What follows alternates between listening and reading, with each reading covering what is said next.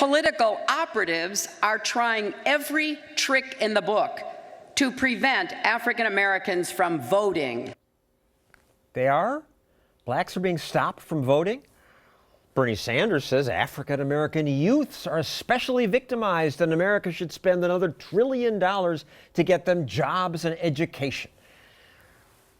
Look, if there's any group that has a right to claim victimhood in America, it's blacks, with years of slavery, then government-enforced segregation.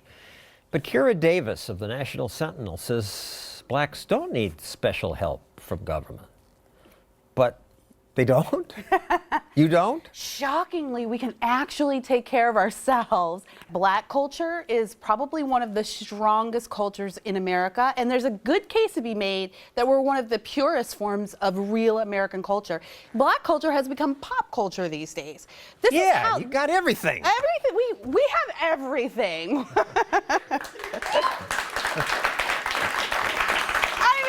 All the music, the Two movies. words, people. Kanye West.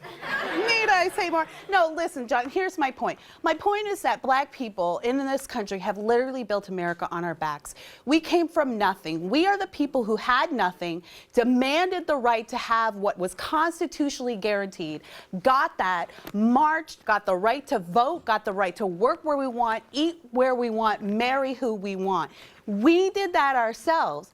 Somewhere along the way, after the 60s, we became a people who was like, well, we want to stop doing things for ourselves. Other people need to do things for us. And you look, and all of the numbers for the black communities have dropped. Education rates, marriage rates, kids born a single home. They were going up before the welfare state began. Absolutely. We don't need government. Government has taken more from us than it could have ever given to us. And that's really how I used to be a raging socialist, believe it or not. I'm sorry.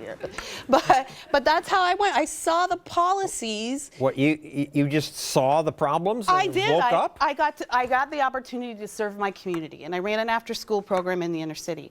And I got the opportunity to see how all the policies I supported all my life, how they actually worked when they were applied. And I found out they didn't work.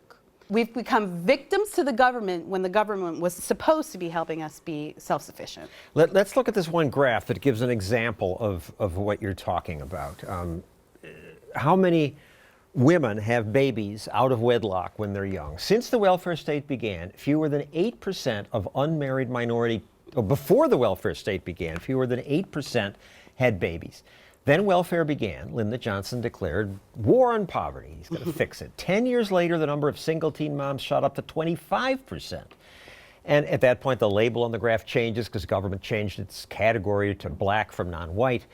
The teen birth rate has declined since then, fortunately, but it's still twice as high as it was before the welfare state. I know this isn't a politically correct thing to say, but the truth is that the biggest problem in the black community right now that has spread to every other community in this country is that we don't have our fathers anymore.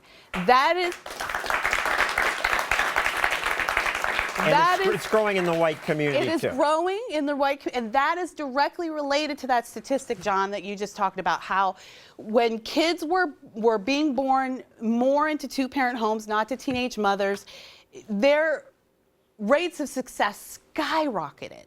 There is no doubt in my mind that the connection to the government coming in and saying, look, ladies, you can get your money. Yeah, here's your card. You can get your money, but you can't have your dude living in the house. You can't have your guy in the house, can't have a man in the house, or we're not going to give you our money.